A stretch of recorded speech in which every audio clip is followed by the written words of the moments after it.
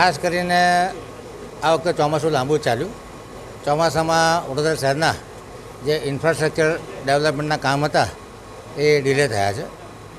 ગયા વર્ષે લગભગ 1100 કરોડ રૂપિયાનો ખર્ચ કરવામાં આવ્યો હતો એક વર્ષ દરમિયાન. કેપિટલ ઇન્વેસ્ટમેન્ટ કેપિટલ ખર્ચ જે કર્યો હતો, આ વખતે લગભગ 600 કરોડની આસપાસનો ખર્ચો ઓલરેડી કરી ચૂક્યા છે.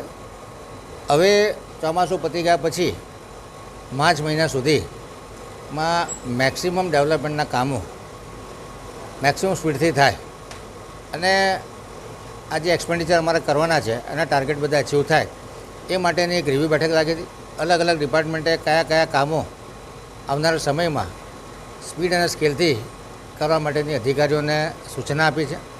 ખાસ કરીને ગટરના કામો હોય, પાણીના કામો હોય, આગવી ઓળખના કામો હોય, રોડ રસ્તાના કામો હોય, એમાં ફૂલ સ્પીડથી લોકોને વર્ક ઓર્ડર અપાય. તમામ કામોના ખાતમુહૂર્ત વહેલી તકે થાય, કામોના લોકાર્પણ વહેલી તકે થાય એ દિશામાં તમામ અધિકારીઓને જે નાના મોટા કામકાજોમાં ટેન્ડરમાં વાર લાગતી હોય કે જે ટેન્ડર સ્કૂટીની કમિટીમાં હોય એને વહેલી તકે સ્ટેન્ડિંગમાં મોકલવામાં આવે, જેથી કરીને આ કામગીરીમાં સ્પીડ પકડાય અને એક્સપેન્ડિચર પણ 1100-1200 કરોડનો વર્ષ પૂરું થતાં પહેલાં અમે કરી શકીએ.